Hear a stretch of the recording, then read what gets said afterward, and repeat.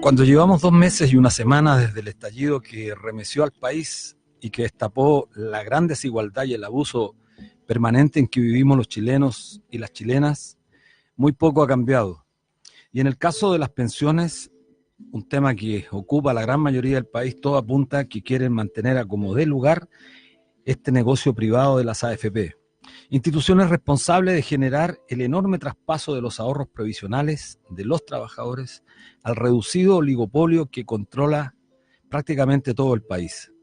Es increíble, pero el tema de las pensiones aparece en todas las encuestas de opinión, en los cabildos autoconvocados, en la consulta ciudadana de los alcaldes.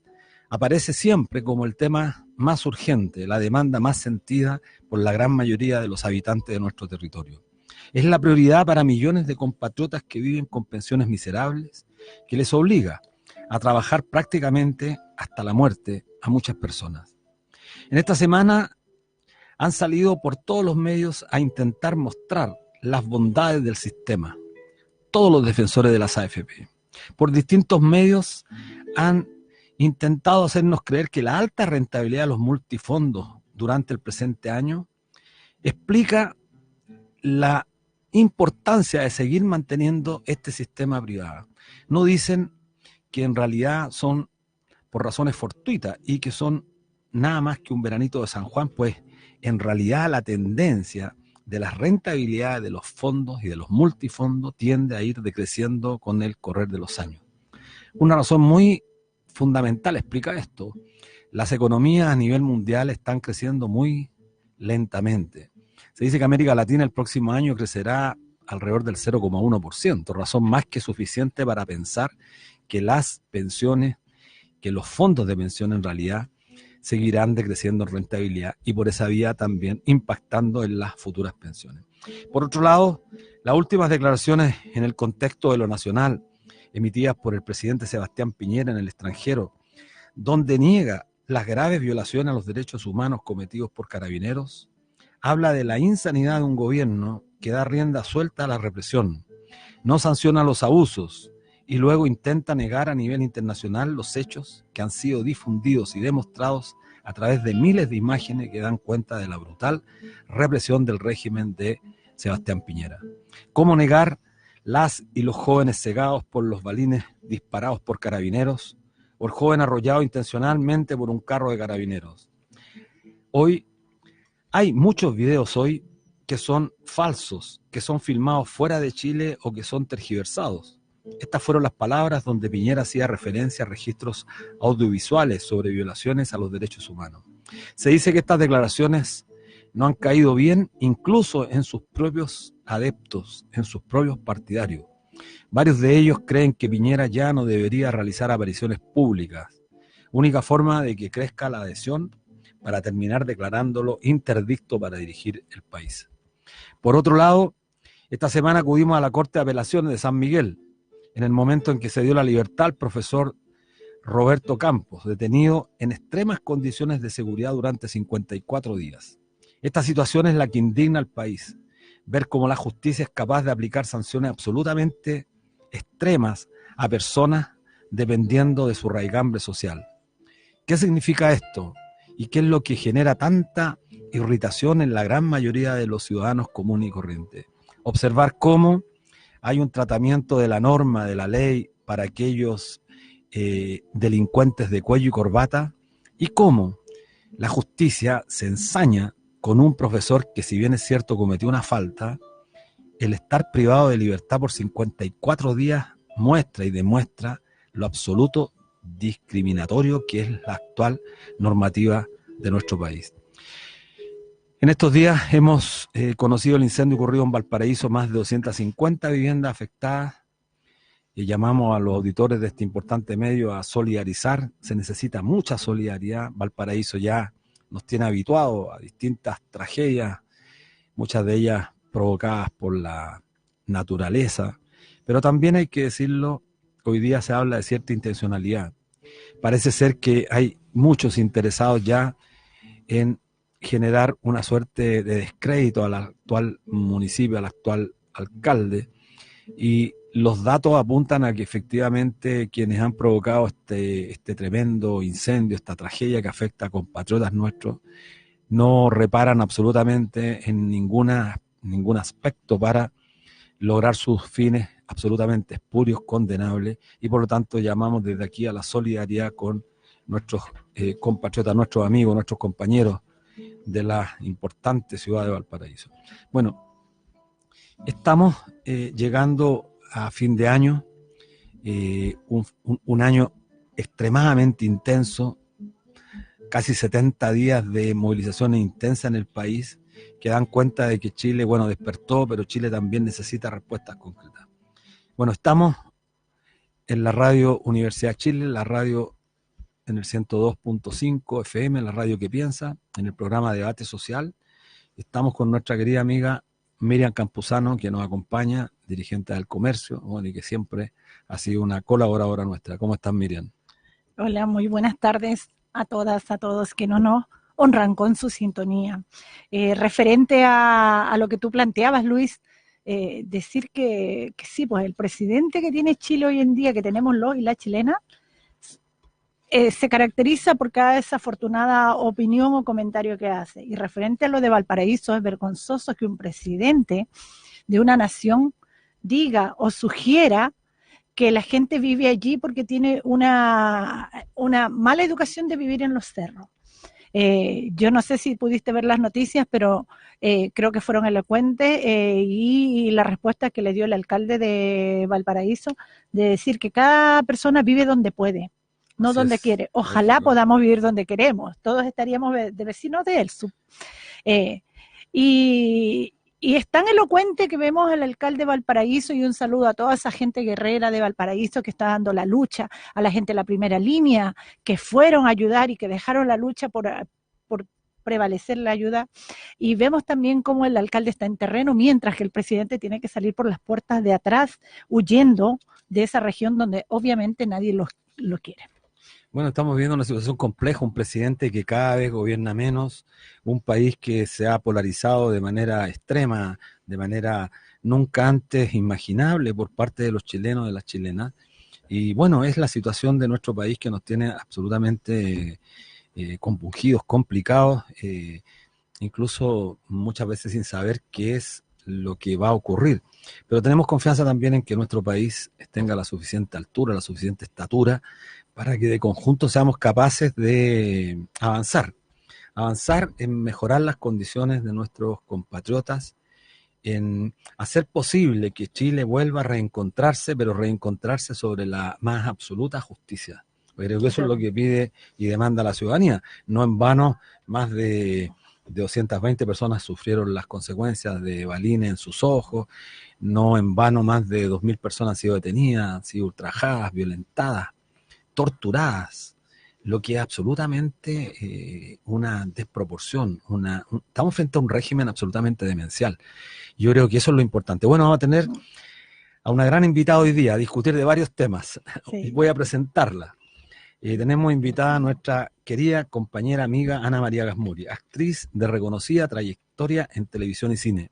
Realizó sus primeros estudios en Argentina y los continuó en Chile. No tenía idea que había estado en Argentina. Bueno, los continuó en Chile en distintos colegios. Entró a estudiar periodismo en la Pontificia Universidad Católica de Chile, pero al año siguiente se cambió a teatro en la Academia de Fernando González. Activista social y política, militó en Revolución Democrática, partido al que renunció a mediados de este año. Actualmente directora ejecutiva de la Fundación Daya, la cual promueve el uso de terapias alternativas con cannabis medicinal.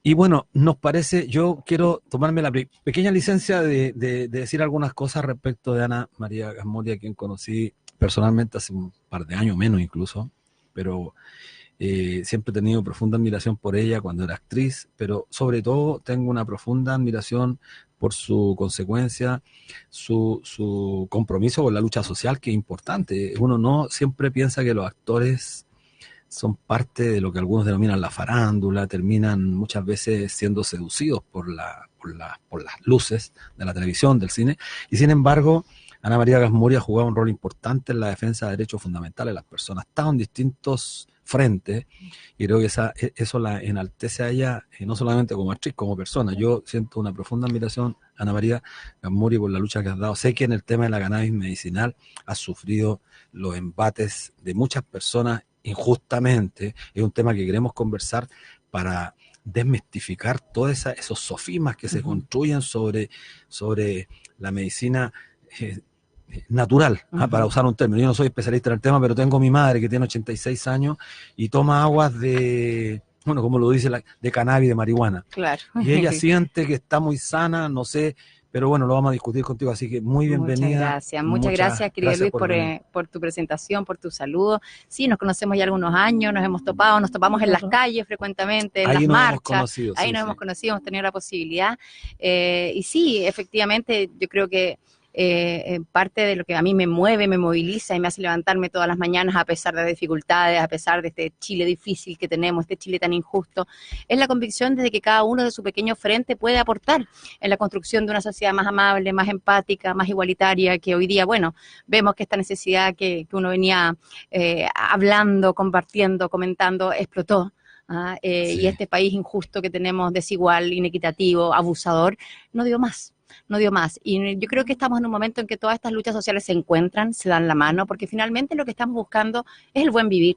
Estamos buscando en que cada una de las chilenas y chilenos tenga la dignidad mínima que necesita un ser humano para desplegarse, que tenga las garantías sociales mínimas y que este país no ha sabido dárselo a sus habitantes, desgraciadamente. Y hoy día estamos viendo el corolario de esta situación, de esta crisis, realmente una crisis, en que tenemos, como ya lo han dicho, un gobierno totalmente sumido en el descrédito, en la locura. Hoy día yo puedo hablar, realmente uno dice que tenemos un presidente sumido, no quiero decir locura porque tengo mucho respeto por los locos, pero por un desequilibrio, una desconexión con la realidad, que a veces, lo conversábamos afuera con otras personas, uno sinceramente le entra la duda, ¿esto realmente es locura, desconexión, es no darse cuenta de nada o es maldad y es encubrir realmente, ¿me entiendes? Uno de verdad que uno entra en la duda porque ha sido tan extremo, el negar las violaciones de derechos humanos, este discurso que conocimos ahora hace poco que dio a CNN realmente ya raya en ya no sé qué decirlo, en lo psicótico absolutamente, ¿no? Y bueno, y por eso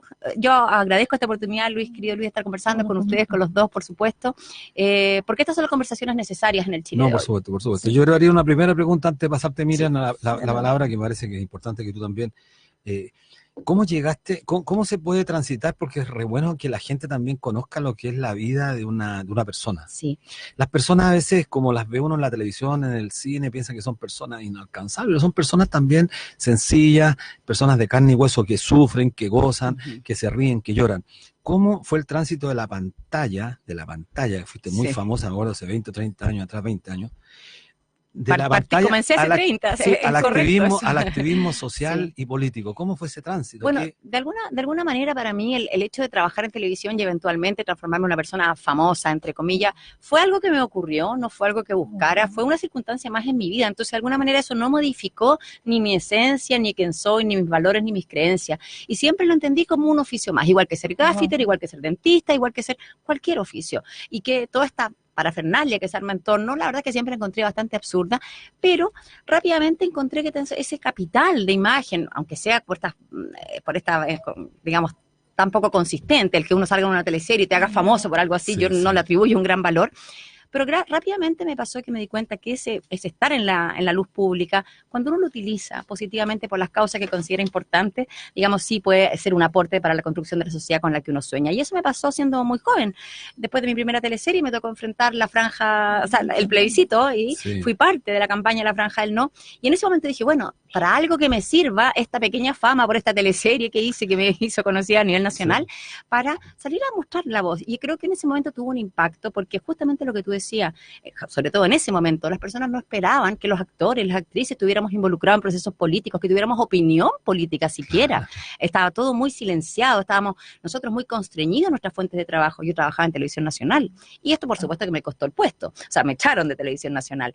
Pero a mis 22 años que tenía en ese momento era un riesgo que yo asumía autonomía a plenitud, porque me parecía que era una causa mucho más importante que mantener una cierta fama. Habla muy bien de ti. Entonces, de alguna manera, a mí me ocurrió y me pasó que me gustó trabajar en televisión, me gustó la cámara, la técnica y esta llegada que uno tiene con el público, pero paralelamente yo seguí desarrollando mis otras facetas de la vida. Me formé como terapeuta, yo he estudiado psicología transpersonal, astrología, soy reikista, flores de Bach. La verdad es que he hecho un camino vinculado a la salud, al equilibrio, a la búsqueda de un equilibrio interior, tanto físico como anímico, en paralelo a mi trabajo de actriz, y atendía pacientes en mi casa como terapeuta floral. Y bueno, y en ese contexto y en un minuto en que yo varias veces con la televisión tuve esto de aquí me retiro, no vuelvo más, después dejé de hacer esas declaraciones porque me tenía que comer mis propias palabras cuando volvía, cuando algún proyecto me seducía y terminaba volviendo. Pero varias veces pensé en dejarlo y estudiar psicología, por ejemplo, dejarlo y dedicarme absolutamente al tema de las terapias, hasta que en un minuto, y producto de alguna forma de la formación budista que he tenido como en psicología budista, logré como entender que no tenía que autodefinirme ni decir hasta yo soy, hacer una declaración fundamental, porque uno básicamente como seres humanos tenemos tantas posibilidades y podemos ponernos la chaqueta de una cosa un día y del otro el otro, ¿cierto? Transitando por distintos roles. O sea, podía mantener mi interés por la salud y por la terapéutica, mientras que también me podía seguir actuando en ciertas cosas que me parecían, y todas esas sí soy yo, no es que una sea yo y la otra no sea yo. ¿Y cómo surge esto de, como te digo, ya tenía esta aproximación a todas las terapias complementarias? Bueno, y tenía esta aproximación a la planta, pero más la que pudimos tener todos, ¿cierto? En nuestra juventud, el conocimiento que teníamos y los mitos que escuchamos. Yo también era el que creía que la marihuana mataba neuronas y todas esas cosas que nos dijeron. Pero el año 2012, y desde antes de eso, el 2012 fue una culminación, me tocó acompañar un proceso de enfermedad a una querida amiga y transitar yo también por 2 episodios de cáncer, a experiencias personales que afortunadamente tuvieron buena resolución. Aprovecho también, ya que estamos en época de verano, de sol, tuve 2 cánceres a la piel. Aprovecho de usar la advertencia, un melanoma y un carcinoma vasocelular, que realmente tiene mucho que ver con el tema de la radiación solar, sobre todo a personas que tienen la piel tan blanquita como la mía. ¿Y por qué aprovecho de dar el aviso? Porque estamos en el momento en que es necesario protegerse. El cáncer de la piel no avisa. Yo tuve mucha suerte que me lo pesquisaron suficientemente a tiempo, sobre todo un melanoma que te puede costar la vida en un breve plazo. Entonces, a extremar las precauciones, a autochequearse, de verdad que sabemos que no tenemos la mejor salud en nuestro país, y ese es el problema, pero el autocuidado por lo menos nos puede ayudar en esa dirección. En esta época. Entonces, bueno, a raíz de eso yo empecé a investigar más sobre alternativas terapéuticas y me empecé a encontrar con esta rica historia del uso medicinal del cannabis, no solo de los últimos años en algunos países más avanzados, como ciertos estados de Estados Unidos, como Israel, como República Checa, como Alemania, sino que también a lo largo de la historia de la humanidad.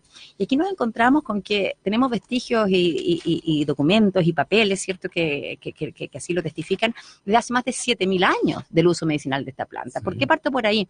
Porque aquí tenemos que entender que esta mirada criminalizadora, estigmatizadora que hemos tenido hacia la planta de marihuana, que el nombre científico es cannabis, se corresponde con los últimos 80 años de nuestra cultura, de la construcción cultural que nosotros hemos hecho y la forma inapropiada que tenemos de relacionarnos con nuestros gustos, nuestros consumos, que es desde la avidez, de la voracidad, desde lo que es la cultura que se ha construido. Y claro, eso puede generar algunos problemas, pero la prohibición de esta planta nada tiene que ver ni con su peligrosidad realmente, ni tampoco con que no sea terapéutica, sino que obedeció, y esto es importante que los auditores lo tengan claro, cuando se prohíbe cerca de la década de los 40 en Estados Unidos y empieza esta ola de prohibición, tuvo que ver con razones de origen económico y de control social. Nada tuvo que ver la ciencia, nada tuvo que ver la medicina. Afortunadamente, a pesar de todo este bloqueo internacional, se retoman estas investigaciones y lo interesante es entender que vuelve a posicionarse el cannabis como una tremenda alternativa terapéutica a partir de la experiencia de los propios pacientes, es decir, la búsqueda de los pacientes y las comunidades de pacientes por décadas, las últimas 3 décadas, eso ha sido así, es la que empieza a orientar las futuras investigaciones que finalmente hoy día permiten que incluso tengamos fármacos de cannabis registrados no solo en Chile, sino en gran parte del mundo, pero es desde la experiencia de los pacientes.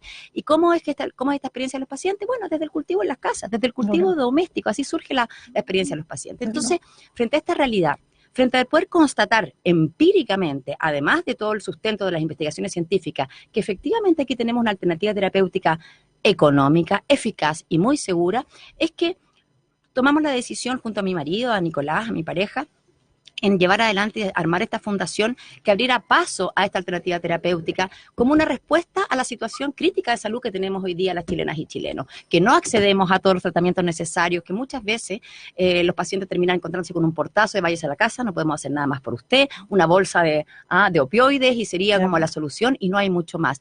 Y cuando tú tienes la plena conciencia y convicción de que el uso de un preparado hecho a raíz de esta planta, muy simple, puede cambiar radicalmente la calidad de vida, no solo del paciente, sino de todo su entorno familiar, se transformó para mí en un imperativo ético. Se ha ido demostrando, hay mucha evidencia sobre eso. Mira, Luis, yo te quiero decir, aquí somos presas de mucha desinformación y desgraciadamente en este gobierno, en esta administración, el recrudecimiento de la estigmatización, la persecución y la negación, aquí tenemos el negacionismo instalado de nuevo, ¿no? Impresionante. Sí. Ha sido, o sea, queriendo tapar el sol con un dedo. ¿Cómo me explicas tú que solo este año hayan legalizado en Inglaterra, en Francia, siguen aumentando día a día, en Latinoamérica ya son la mayoría de los países que lo han hecho? Entonces, realmente es una cosa que es bastante absurda. Pero la prueba de este absurdo máximo es que en Chile incluso la vía farmacéutica del cannabis, es decir, que tú puedas comprar fármacos de cannabis en las farmacias con tu receta médica, con todos sus componentes, no solo el CBD, como dicen algunos, que es no psicoactivo, sino que con THC, que es necesario,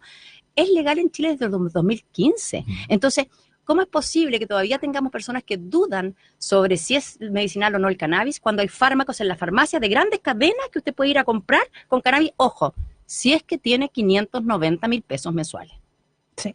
Oye, nosotros nos hemos quedado, pero extasiados escuchando tus anécdotas y todo. Pero ¿para qué en la Fundación Daya, la que tú presides y que ha sido un aporte para estas personas en esta enfermedad, como para qué patologías hay mayor demanda? Mira, la verdad es que esa pregunta me encanta, pero es larga la respuesta, porque son muchísimas. En la primera línea, todos los pacientes oncológicos. Cualquier paciente oncológico que esté transitando por su tratamiento habitual de quimioterapia, radioterapia, sin duda que va a tener una experiencia muchísimo más liviana, más placentera, más llevadera, acompañándolo con el uso del cannabis. Tanto es así, en Israel, en los hospitales oncológicos hay salas de vaporización, donde los pacientes que están internados en su quimioterapia, su radioterapia, van a vaporizar a la sala. Eso también ha ocurrido en Chile. A nosotros nos han llamado de distintos hospitales públicos y clínicas privadas a asistir a personas que están en condiciones críticas, que con nada responden.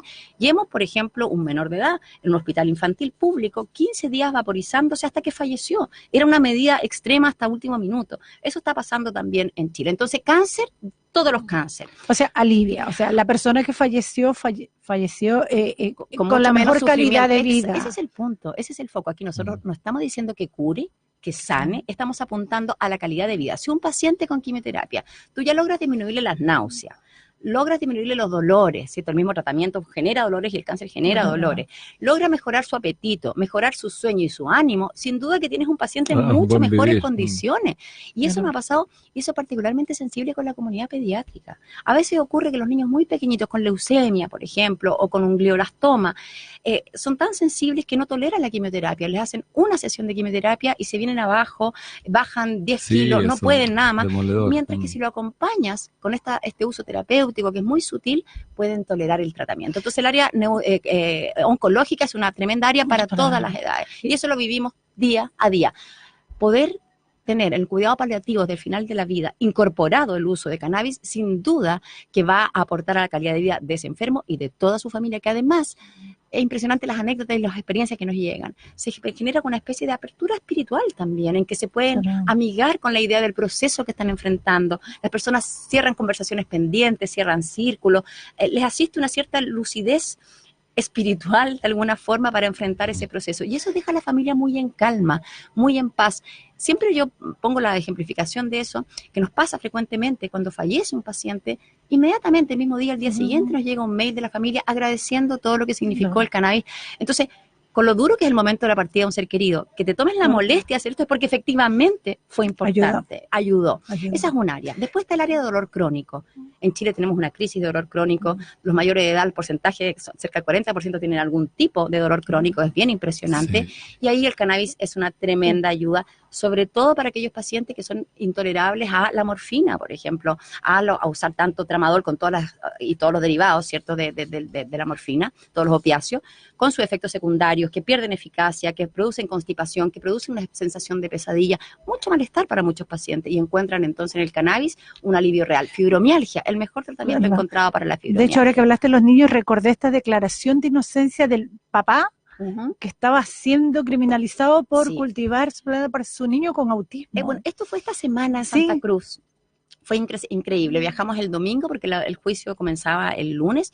El Ministerio Público estaba pidiendo 6 años de cárcel para un padre que cultivaba cannabis con prescripción del neurólogo tratante. Y ¿qué decía el Ministerio Público? Lo acusaba de tráfico, no le creía, trató de demostrar que es falso el uso medicinal. Fue una cuestión impresionante. Sí, lo leía, pero los trataron como delincuentes, como si incluso criminalizaron todo en el una de rato. las audiencias le quisieron decir que ellos pretendían matar a su hijo, dándole esa, realmente la incomprensión, la tosudez impresionante. Ellos fueron humillados. De hecho, ellos están interesados en ahora querellarse de vuelta contra el Estado. Fueron 9 meses de una vulneración de derechos realmente espantosa. Y bueno, afortunadamente fuimos a Santa Cruz, el domingo llegamos un equipo de Fundación Daya, hicimos pasacalle en la plaza, nos tomamos el escenario que había del ballet folclórico de Santa Cruz, hicimos una convocatoria, hicimos una charla abierta, todas las cosas que uno hace cuando hay que despertar las conciencias, cuando hay que movilizar frente a una injusticia.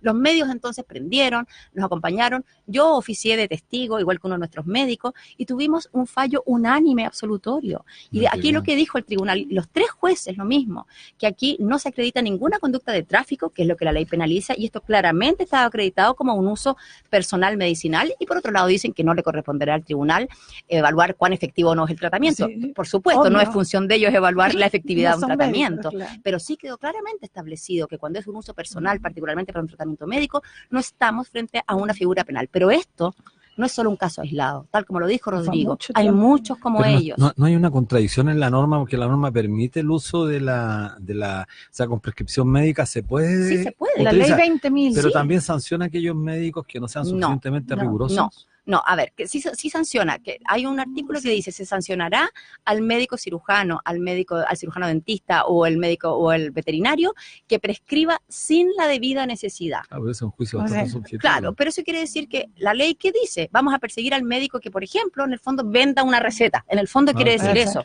que me parece correcto. Por supuesto, cualquiera que venda una receta para lo que sea o una licencia debe ser sancionado. Pero por lo tanto, al decir eso, la misma ley te está diciendo que cuando se prescribe con la debida necesidad, está dentro de lo permitido. ¿Qué dice la ley? La ley prohíbe todo: cultivar, transportar, vender, fabricar, procesar sin autorización del Servicio Agrícola Ganadero, salvo que sea para uso personal exclusivo y próximo en el tiempo o para un tratamiento médico. Eso es clarísimo lo que dice la ley. Pero aquí se ha tendido a interpretar equivocadamente. ¿Y qué se hace? Se acusa a los usuarios de tráfico o de cultivo ilícito con un argumento que nunca me canso de repetirlo, y perdón que me tome un espacio, porque ocurrió también en este juicio. Los funcionarios públicos que dicen del Ministerio Público y de la PDI es que no tenía el permiso del SAC. Aclaremos ahora y para siempre, el permiso del Servicio Agrícola Ganadero es para cultivos industriales, agrícolas, destinados a la producción industrial, no los cultivos domiciliarios, no una planta. Tanto es así que no existe un formulario de aprobación del SAC para las personas. Nunca se ha emitido el documento y nadie está obligado a lo imposible. ¿Cómo me van a pedir un documento que no existe? Que no existe. Entonces, ese es el absurdo. Y solamente más allá de la humillación y el maltrato, el caso de Catherine y Rodrigo, piensen ustedes el despilfarro de recursos públicos de un proceso como este. Bueno, por supuesto. Son millones de pesos. Público, millones de pesos. Distrayendo tanta energía en perseguir a ese... A nosotros nos pasó con este estallido social y con la criminalización de la protesta social y todo, es que ¿cómo no empatizar con esta persecución del Estado? Cuando créanme que esa es la realidad que vive la comunidad de usuarios de cannabis medicinal en todo Chile permanentemente. Esa amenaza, vive con esa amenaza de que sean allanados violentamente como delincuentes, pateando las puertas, tirándolos al suelo, esposándolo delante del niño enfermo, porque eso es lo que ocurre, y eso es lo que no queremos que ocurra nunca más en nuestro país. Bueno, sí, muy gravísimo. Nos vamos a un pequeño corte, estamos aquí extasiados aprendiendo con Ana María Gasmuri, y les agradecemos la sintonía. Estamos en el 102.5, Radio Universidad de Chile, la radio que piensa, y en @canal.social. Nos vamos al corte.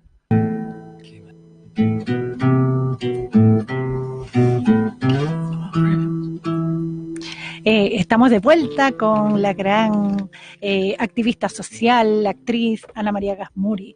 Te quería preguntar, Anita, tú estuviste muy, muy involucrada con nuestro campamento Dignidad. Qué maravilloso campamento, qué bálsamo para el corazón de todos, sí, el ver tanta dignidad, ¿no? Para allá mismo iba mi pregunta, ¿qué sentiste? Te vimos ahí danzar, te vimos hablar con la gente, compartir, vernos a los ojos. ¿Qué sentimientos afloraron? Yo creo que un sentimiento que hemos compartido muchas y muchos, ¿no? De ver recuperar, a pesar de esta difícil situación, de este gobierno insensible, de la represión brutal y la violación de derechos humanos, ha renacido una esperanza, ha renacido esto de mirarnos a los ojos, de pensar de verdad que es juntos, si nos damos la mano podemos avanzar. Se ha recuperado como esto que pensábamos en este mundo, esta cultura que hemos construido, este modelo que nos tiene aplastado, que pensábamos que estaba medio desaparecido. Entonces, que tiene que ver con esto tan profundamente humano, de reconocernos los unos en los otros, en los ojos, de compartir la alegría, abrazarte con alguien que nunca has visto quizás, que es primera vez, y te sientes como un igual, como un hermano. Lo mismo que ha pasado en las manifestaciones en Plaza Dignidad. No sé si a ustedes les ha pasado sentirse como que todos te cuidan, estás cuidado por todos y tú cuidas a todos. Eso es bien impresionante y muy difícil de transmitir para quien no esté allí.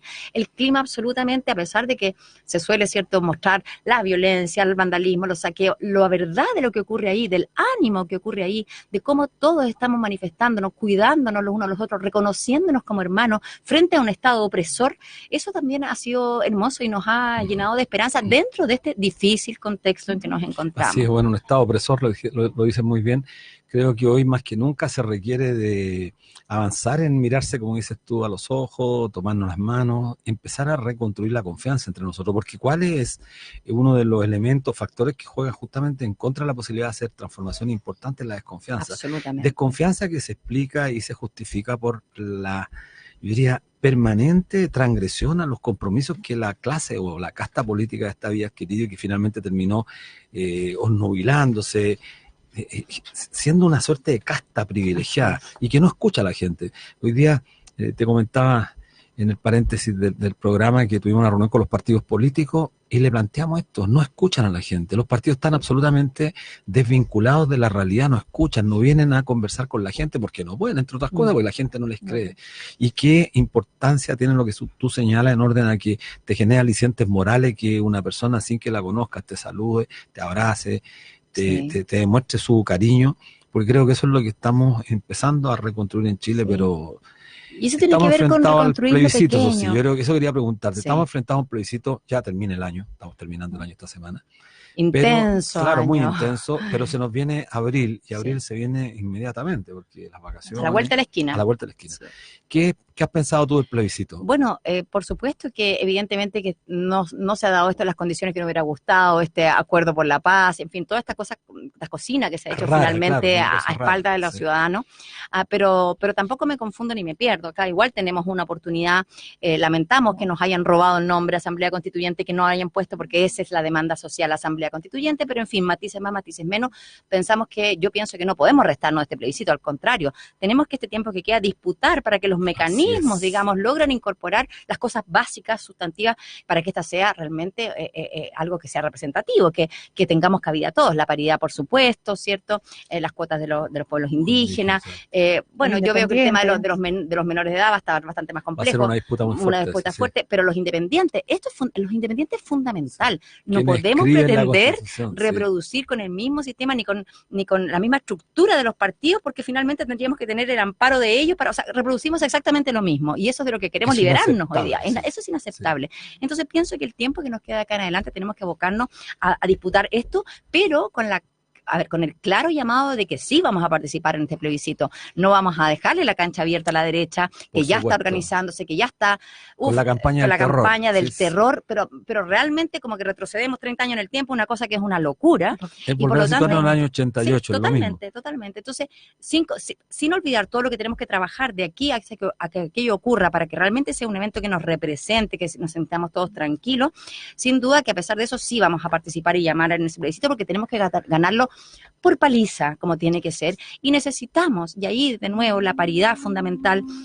A mí me cuesta entender el pánico de la derecha a que las mujeres tengamos un espacio de participación. Realmente tanto les cuesta olvidar ese rol de adorno de la mujer a ese rol como de acompañamiento, porque es parte como de su construcción profunda. Es bien. Yo creo que ellos han comprendido eso, y la derecha ha comprendido bastante bien el tema, y por eso se niega a abrir un espacio a la mujer, porque sabe, bueno, la mujer está comprometida en esta gran gran batalla que fue el despertar de Chile.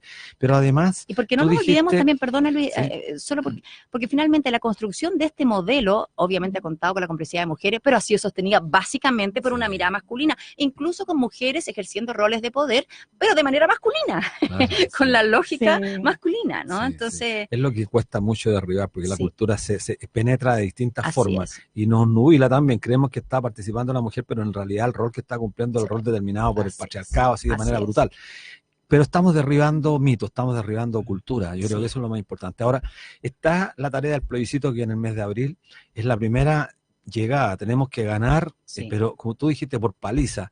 Más de 2/3, el 75, el 80% de la gente que está en las calles tiene que votar favorablemente por una nueva constitución. Y en eso no podemos generar confusión. Claro, en este momento no hay que generar confusión. Y de ahí, de abril a octubre, cuando se eligen los constituyentes, ahí tenemos otra etapa, que es cómo se van a elegir. Exacto. Y ahí la disputa va a ser fuerte con los partidos políticos, porque los partidos políticos difícilmente van a poder imponernos una metodología que no cuente. Por eso es re importante que participe mucha gente en el mes de abril, y ahí hay que invitar a través de este medio de comunicación a todos, a todos los que han peleado, especialmente en la primera línea, aquellos que se reclaman de ser antisistémicos. Tenemos que estar juntos en esta batalla. Aquí, en este llamado a votar por en este plebiscito, ¿cierto?, por nueva constitución, cabemos todos los que necesitamos y creemos firmemente que necesitamos una nueva constitución. Y aquí sí tenemos que hacer un gesto de unidad para asistir masivamente a esa votación. Los primera línea, los más anarquistas, los más descreídos, los más desilusionados,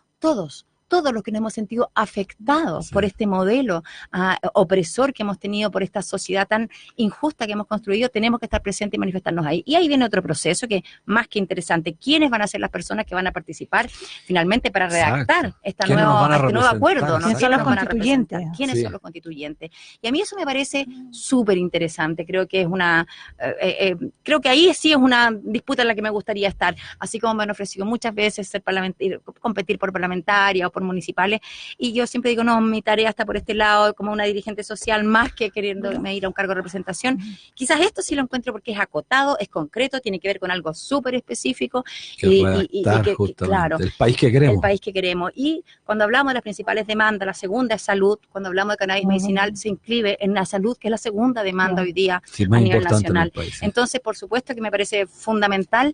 Y aquí, bueno, nos viene un momento un poco desmovilizado, ¿cierto? Vacaciones, calor, todo esto, el fin de año, pero no olvidemos que esto quizás puede ser un respiro, quizás no va a ser tan activo como fue hace, pero en marzo esto se viene marzo. Y también tenemos que reafirmar más fuerza para volver con todo en marzo. Sin duda sería un tremendo aporte como constituyente, pero aparte de ti, todos los constituyentes deberían de ser al menos la gente del organizaciones sociales de la primera línea, porque por eso es muy importante que nos tienen habilitados los dirigentes de organizaciones sociales también, es muy importante que puedan participar.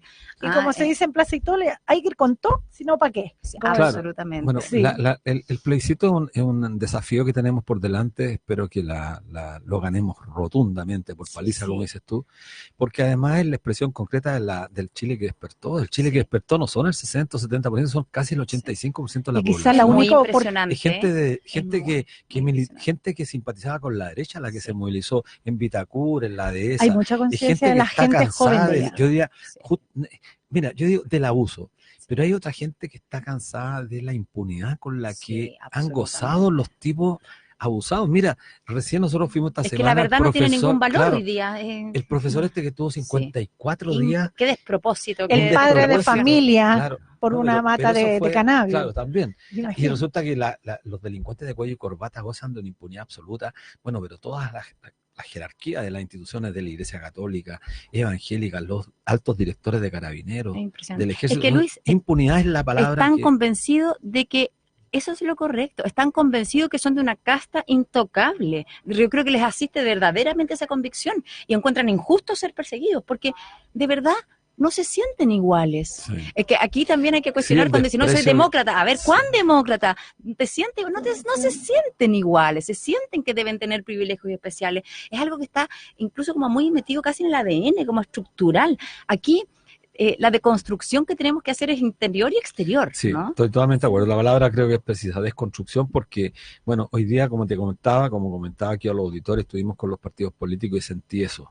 Una suerte de arrogancia, de desprecio a quien los interpela para que escuchen la demanda ciudadana. Si no les pedimos absolutamente nada que no sea posible hacer, les decimos, mire, no sigan validando una agenda legislativa de un gobierno que cuenta con el absoluto repudio. ¿Cuál era la necesidad de hacer aquello? ¿Por qué los tipos no son capaces? Tú dijiste una cosa muy importante que me hizo sentido y a mí también he tenido la suerte también de pasar por esa etapa, de renunciar o de quedar en minoría.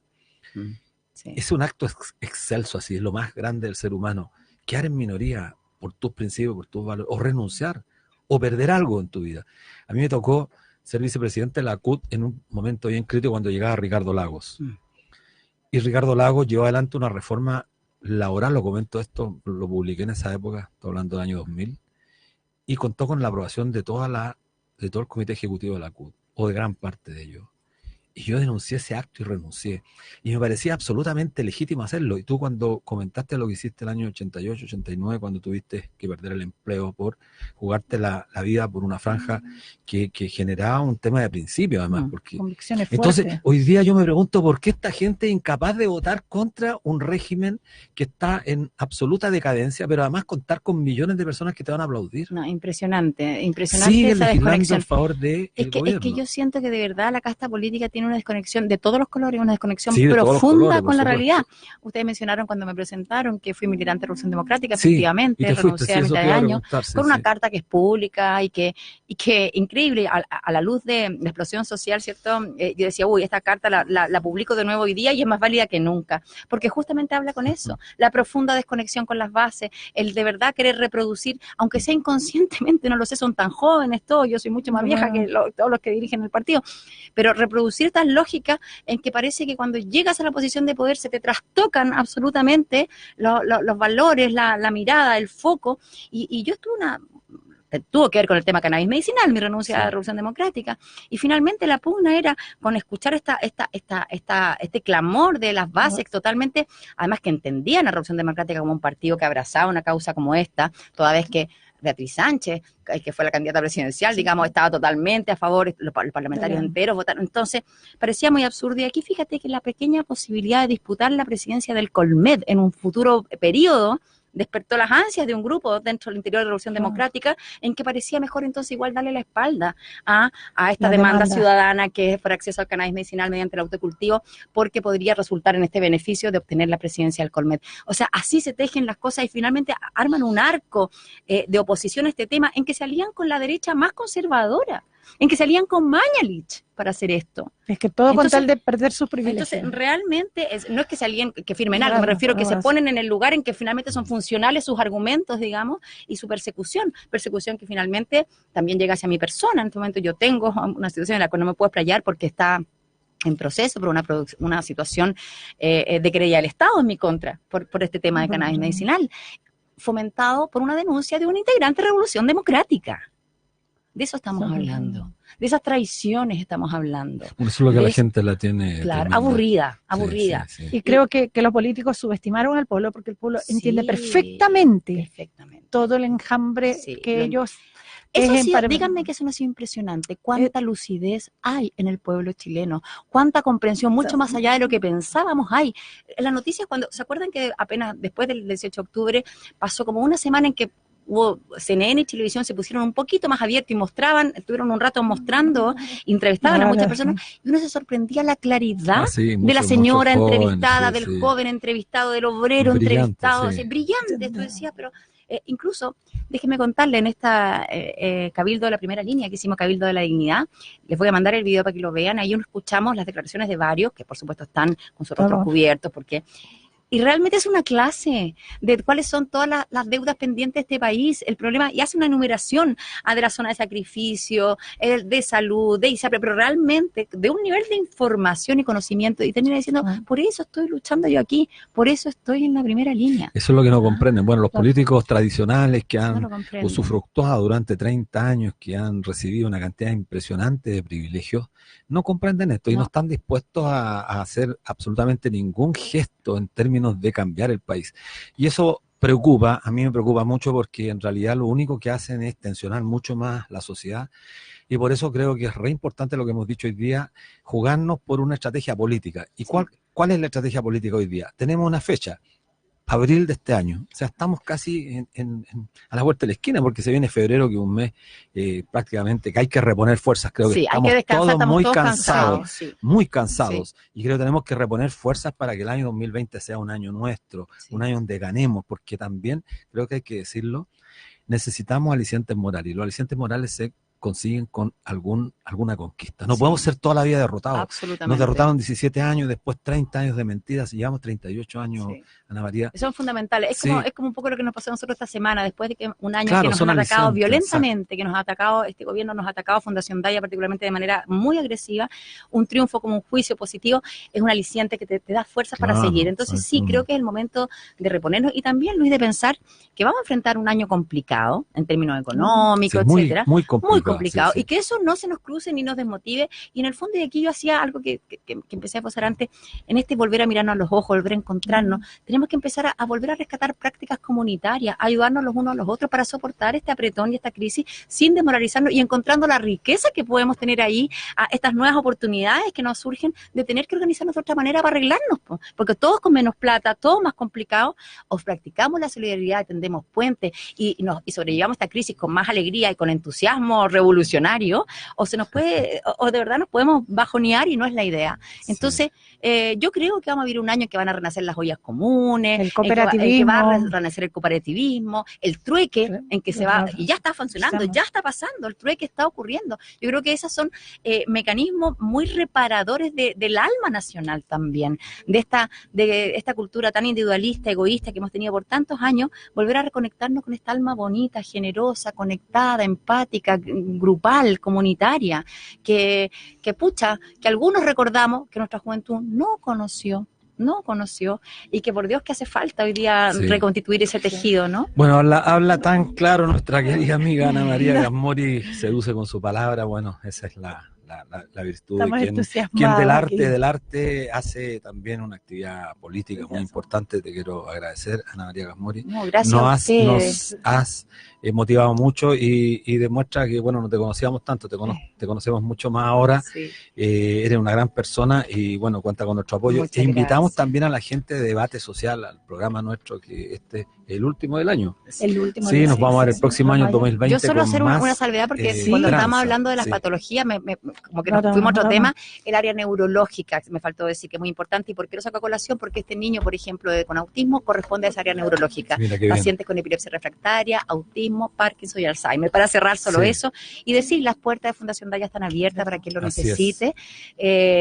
Por supuesto que somos una fundación, pero tenemos nuestros costos, la consulta tiene un valor, pero con una salvedad: nadie que llegue a Fundación Daya por no poder pagar una consulta se queda sin atención. El 20% de nuestros pacientes, el que llegue diciendo no puedo pagar, se le atiende exactamente igual, porque creemos que así debe ser la salud, así debe ser la salud en nuestro país. Sí, bueno, ética, es lo que falta. Nos despedimos, hemos tenido un grandioso programa, muchas gracias. Muchas gracias a ustedes, un honor compartir con ustedes. Y nuestra fuerza, nuestra garra para Valparaíso. Queremos enviarle un saludo cariñosísimo a la compañera Judith Alfaro, ella es de la Federación Walmart. Un abrazo, Judith. Está dando una gran batalla por su gente porteña, más de 250 casas quemadas totalmente, y más encima un incendio que puede ser intencional. A Guillermo Mesa también, a nuestro compañero de la Nos despedimos, muchas gracias. Muchas gracias. Muchas gracias.